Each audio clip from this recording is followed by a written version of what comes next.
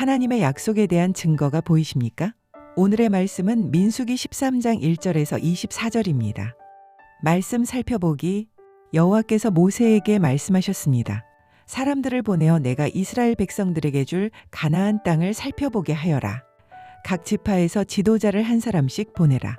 여호와의 명령에 따라 모세는 바란 광야에서 그들을 보냈습니다. 그들은 모두 이스라엘 자손의 우두머리들이었습니다. 그들의 이름은 르우벤 지파에서 삭굴의 아들 삼모아, 시므온 지파에서 호리의 아들 사밧, 유다 지파에서 여분네의 아들 갈렙, 이사갈 지파에서 요셉의 아들 이갈, 에브라임 지파에서 눈의 아들 호세아, 베냐민 지파에서 라부의 아들 발디, 스불론 지파에서 소디의 아들 갓디엘, 요셉 지파 가운데 므낫세 지파에서 수시의 아들 갓디, 단 지파에서 그말리의 아들 암미엘, 아셀 지파에서 미가엘의 아들 스둘, 납달리 지파에서 웁시의 아들 라비, 갓 지파에서 마기의 아들 그우엘입니다. 이들은 모세가 그 땅을 살펴보도록 보낸 사람들의 이름입니다. 모세는 눈의 아들 호세아에게 여호수아라는 이름을 주었습니다. 모세가 가나안 땅을 살펴보도록 그들을 보내면서 말했습니다. 너희는 네겝으로 해서 산지로 올라가라. 그 땅이 어떤지, 거기 사는 사람들이 힘이 센지 약한지, 수가 적은지 많은지 알아보라. 그들이 어떤 땅에서 살고 있는지, 그 땅이 좋은지 나쁜지, 그들이 어떤 성들에 살고 있는지, 성벽이 없는지 튼튼한지, 토양은 어떤지, 비옥한지 메마른지, 나무들은 있는지 없는지 등등 말이다. 그 땅의 열매들을 갖고 돌아오는데 최선을 다하라. 그때는 포도가 막 익기 시작하는 시기였습니다. 그리하여 그들은 신광야에서부터 하맛 어귀의 르홉까지 올라가 그 땅을 살펴보았습니다. 그들은 네게부 지방을 통해 올라가서 아낙 자손들인 아히만 셋의 달메가 살고 있는 헤브론으로 갔습니다. 헤브론은 이집트의 소안보다 7년 전에 세워진 곳입니다. 그들은 에스골 골짜기에 이르러 포도송이 하나가 달린 가지를 잘랐습니다. 그리고 그들 가운데 두 사람이 막대기에 끼워 그것을 날랐습니다. 그들은 또한 석류와 무화과도 땄습니다. 그곳이 에스골 골짜기라고 불린 것은 거기서 이스라엘 자손들이 꺾은 포도송이 때문이었습니다. 오늘의 팁, 16절 여호수아. 구원이라는 뜻의 본명 호세아를 여호수아, 즉 여호와는 구원이시다라는 뜻의 이름으로 계명한 것입니다. 22절 헤브론. 해발 927m 고지대에 세워진 세계에서 가장 오래된 성읍 중 하나로 예루살렘 남서쪽으로 부엘세바에 이르는 주요 도로를 따라 30km 지점에 있습니다. 옛 이름은 기럇 아르바 혹은 마므레입니다.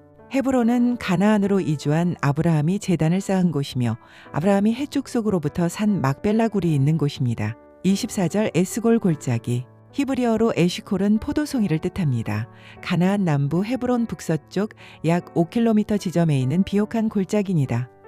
농작에 필요한 수분 공급이 충분한 곳으로 정탐꾼들이 그곳에서 커다란 포도송이를 취하면서 붙여진 이름입니다. 말씀 이해하기. 오늘 본문은 이스라엘의 지파별 지도자 12명이 가나안 땅을 살펴보러 간 이야기입니다. 이때 모세는 에브라임 지파의 대표로 가는 눈의 아들 호세아에게 여호수아라는 이름을 지어줍니다. 모세는 12명을 보내며 가나안 땅의 상태와 거민의 강약 및 수와 성읍의 특징 등을 살피고 그 땅의 열매들도 가져오라고 지시합니다.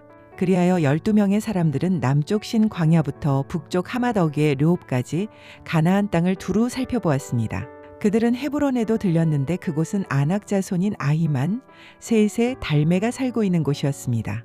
그리고 그들은 에스골 골짜기에서 그 땅의 열매, 즉 포도송이와 석류, 무화과를 땄습니다. 그중 포도송이는 두 사람이 막대기에 끼워 날라야 할 정도로 컸으며 이로 인해 정탐꾼들은 그곳 이름을 에스골, 다시 말해 송이의 골짜기라고 부르게 됩니다. 12명의 정탐꾼은 포도가 막 익기 시작한 시기에 출발했습니다. 그리고 그 정탐 여정은 40일이 걸렸습니다. 그들이 돌아오는 길에 포도송이 하나가 달린 가지를 잘라오는데 그것의 크기가 장정 두 사람이 들어야 할 정도로 컸습니다. 앞서 이스라엘 백성이 출애굽할 때 여호와 하나님께서는 그들에게 줄 땅을 젖과 꿀이 흐르는 땅이라고 표현하셨습니다. 이 커다란 포도송이는 이 표현의 실체를 잘 보여줍니다. 결국 정탐꾼들이 가져온 포도송이는 하나님께서 이스라엘 백성에게 주실 약속의 땅의 증거입니다. 하나님께서는 이 정탐 여정을 통해 이스라엘 백성이 가나안 땅으로 가야 할지 말아야 할지를 결정하도록 하시는 것이 아니라 그곳이 약속의 땅임을 보여주고 계신 것입니다. 그러나 동시에 그 땅에는 위협처럼 보이는 존재도 있었습니다. 바로 거인족 아낙 자손입니다. 하나님께서는 젖과 꿀이 흐르는 땅을 약속하실 때 가나안의 모든 족속을 쫓아내실 것과 그들의 땅을 이스라엘에게 주실 것을 약속하셨습니다. 따라서 하나님께서 인도하시는 땅이 젖과 꿀이 흐르는 땅임을 포도송이를 통해 확인한 이스라엘 백성은 자신의 앞에 거인 아낙 자손이 있다고 할지라도 하나님의 약속을 믿고 순종함으로 요단강을 건너야 합니다. 우리 하나님은 말씀하시고 그 말씀대로 이루시는 신실하신 분이십니다. 때로는 그 성취가 한꺼번에 이루어지지 않고 작은 증거를 통해 먼저 확인하게 하십니다. 그러므로 우리는 주님께서 미리 보여주시고 맛보게 하신 그 증거들을 붙잡고 계속 순종의 발걸음을 내디뎌야 합니다. 살다 보면 우리는 아낙 자손처럼 도저히 이길 수 없을 것 같은 거대한 문제들을 만나게 됩니다. 그러나 다윗이 전쟁은 여호와께 속한 것인즉 그가 너희를 우리 손에 넘기시리라 라고 선포한 것처럼 우리도 보이지 않지만 살아계신 크신 주님과 그분의 약속을 신뢰해야 합니다. 말씀 따라 살아가기.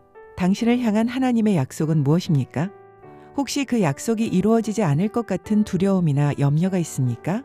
만일 그렇다면 말씀하시고 또 이루시는 하나님을 향한 믿음을 더욱 견고하게 해달라고 간구합시다. 말씀대로 기도하기. 한반도의 복음적 평화 통일을 위해 헌신하고 계신 모든 사역자에게 성령의 능력과 기름 부으심이 임하도록, 그리고 이 한반도 땅을 향한 하나님의 뜻이 이루어지도록 축복하며 함께 기도합시다.